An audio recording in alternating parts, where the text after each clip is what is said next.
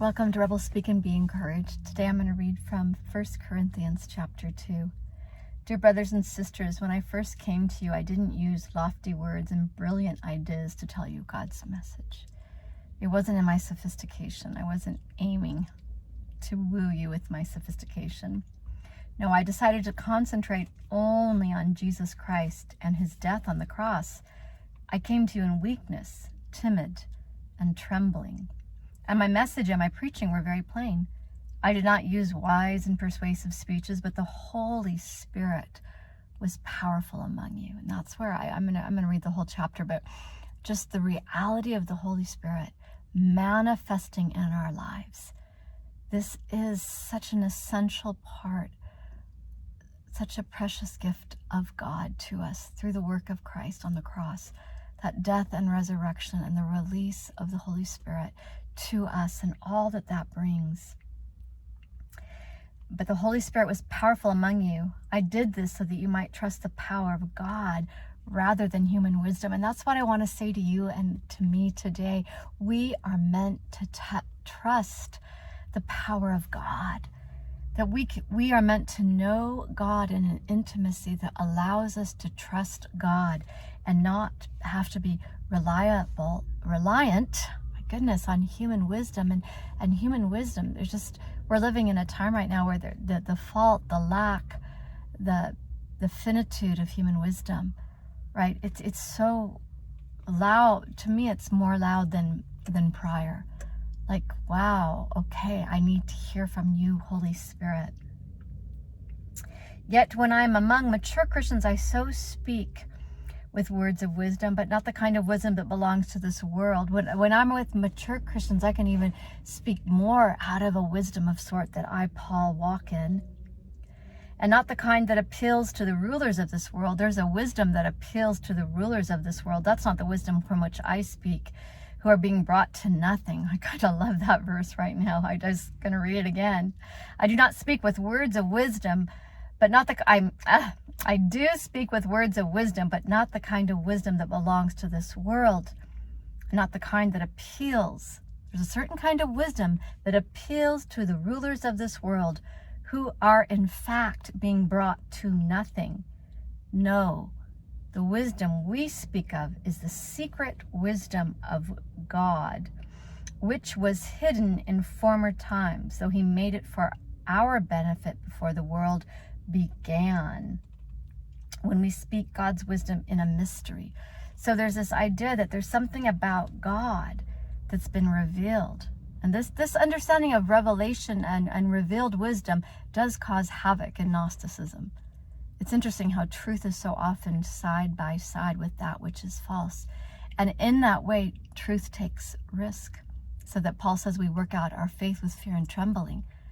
Like, are we sure? But there's a wisdom of God that we encounter in that mystery that grows us and through which we gain confidence. We don't stay working out those risks of trust, those risks of wanting to grow in our knowledge of the Spirit. We don't stay immature. It grows us. Our discernment grows.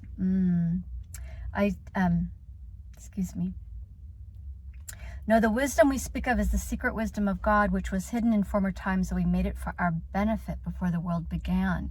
So there's a way Paul's saying that this was part of God's plan, that those who seek God find and gain wisdom and knowledge. But the rulers of this world have not understood it. If they had, they would never have crucified our glorious Lord. That is what the scriptures mean when they say, no eye has seen, nor no ear has heard. This is Isaiah. And no mind has imagined what God has prepared for those who love him. And Paul, as he encounters the Holy Spirit, sees all of the Old Testament, if you will, just lit up.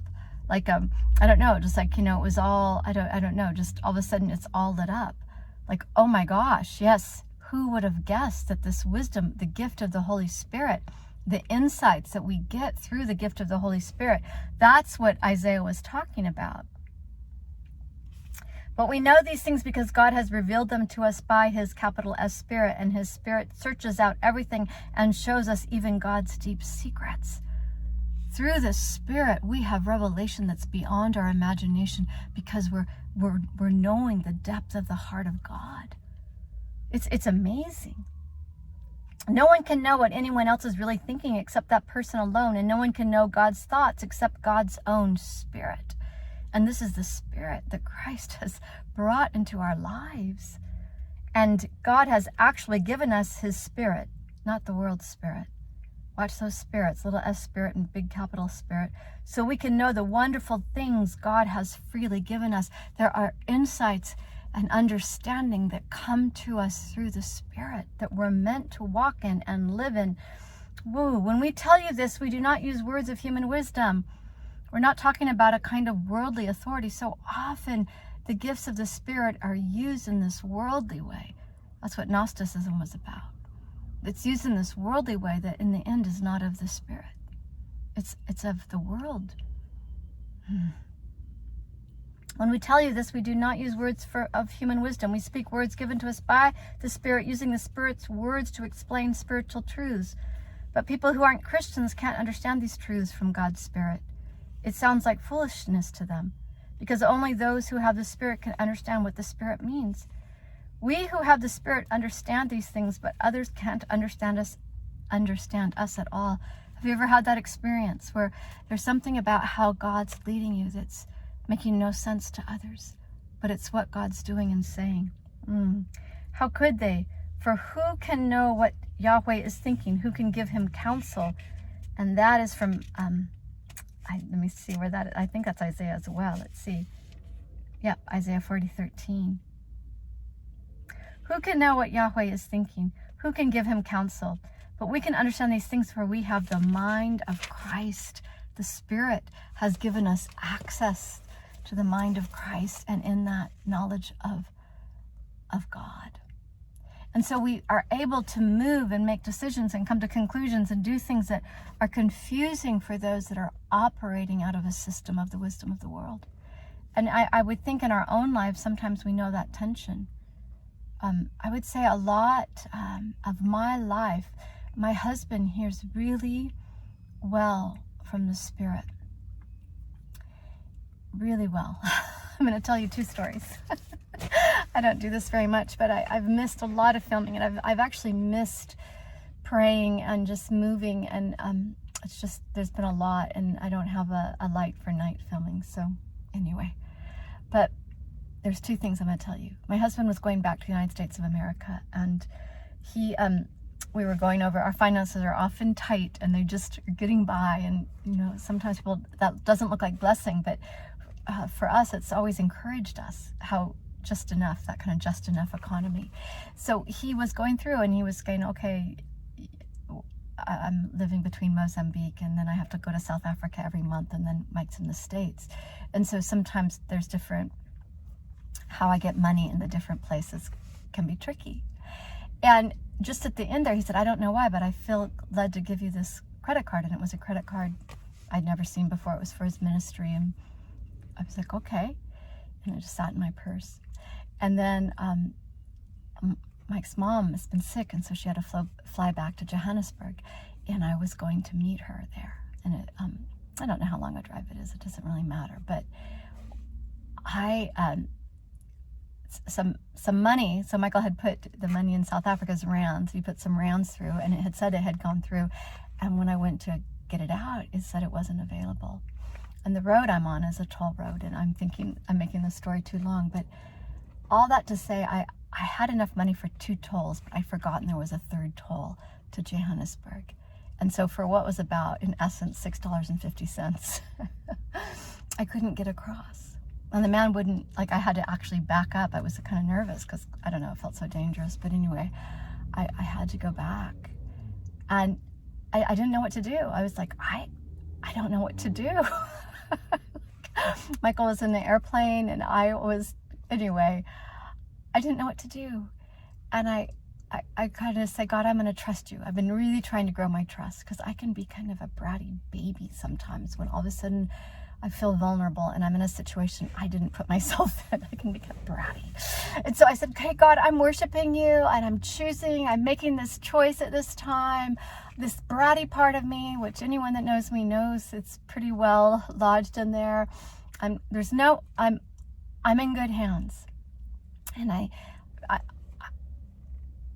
don't know. There's not many cities. There's not many towns. I think I'm gonna have to go back to Mbombela, which is, I don't know, about 90 kilometers. And then I don't know what I'm gonna do. And I get there, I see, like I'm driving past kind of a gas station and I see the sign ATM. And I just feel that I go into the ATM and I just remembered that card from Michael.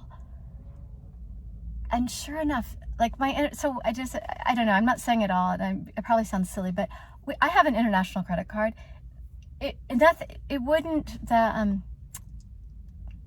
The toll wouldn't take it. It wouldn't take any of my cards. That's why I had to go back. I messed that piece up because I was certain it would take I use that card all the time in Mozambique. It wouldn't take it. And I went, and that ATM, like that card that Michael said, I don't know why I feel led, like, I don't even know, like, God, what was that about? But it's what happened. Like, and that kind of like, I used to be like, well, God, I don't want a life that weird. I want a life more normal. But more and more I've learned, like, there's something about how God leads us. That doesn't mean God leads everyone that way, by the way. There's something about how God leads us that has these little, like, sometimes it feels like jigsaw puzzle pieces. And I'm wondering, like, oh, okay, but there's something that's our journey. And then I'm going to tell you another thing that I had been praying, and Michael's working on something that needs him to be in the States right now. And so he was in the States and I was in Mozambique. And then Mike's mom got injured in England visiting family. And so she needed to come back for her medical care here. And Michael flew over to help her. And then he was bringing her, and then I was going to meet her in Johannesburg. And this is talking about the Spirit. I'm not sure if this is helpful or not, but one of our daughters had a dream and felt strongly that Michael was meant to join me and his mother in Johannesburg instead of kind of dropping her off, and then I would have met her at the airport.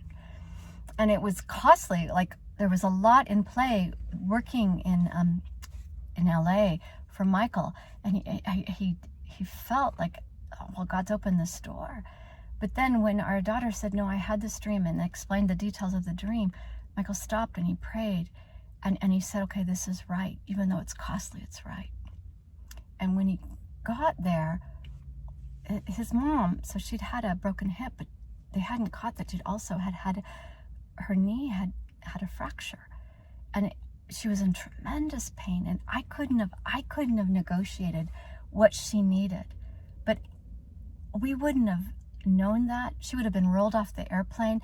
I wouldn't have known how much I needed Michael. He would have been back flying to England and then to the US. But because of a dream, the spiritual gifting of our daughter speaking that and saying, no, I feel strongly about this, and Michael in his spirit perceiving that, everything that's happened the last 5 days has been so much better because Michael with his strength is here, and just encouraging each other and negotiating just a really difficult situation for his mom.